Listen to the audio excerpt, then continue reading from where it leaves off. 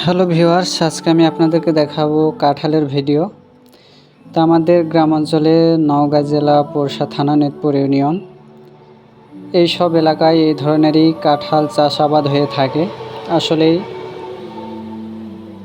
সবার যে প্রচুর পরিমাণে সেটা বলছি না, আসলেই প্রত্যেকটি বাড়িতে দু একটি করে গাছ রয়েছে, আর দু একটি গাছের কাঁঠাল এভাবে আমরা চাষাবাদ করে খেয়ে থাকি।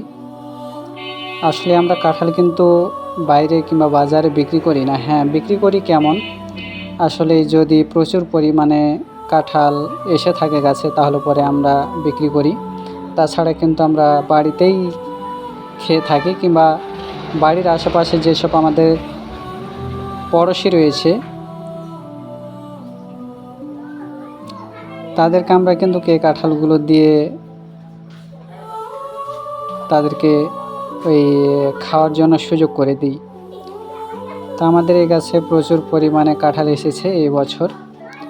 তো কাঁঠালগুলো খুব একটি বড় না, মাঝারি সাইজের কাঁঠাল। তো কাঁঠালগুলো আসলে খুব মিষ্টি, প্রত্যেক বছর এই ধরনেরই কাঁঠাল ধরে, প্রচুর মিষ্টি কাঁঠাল। তো যে কথা না বললেই নয়, কাঁঠালগুলো মোটামুটি পাকার উপযুক্ত হয়ে এসেছে। তো মনে হয় আর কয়েকদিনের মধ্যেই পাকবে। তো কাঁঠাল একেবারে গোড়া থেকে নিচ থেকে উপর পর্যন্ত প্রচুর পরিমাণে কাঁঠাল এসেছে। এই যে দেখতে পাচ্ছেন, প্রায় পাকার উপযোগী হয়ে এসেছে। তো আমি একটু নাড়াচাড়া করছি কাঁঠালগুলো, আসলে কেমন কি পরিস্থিতি।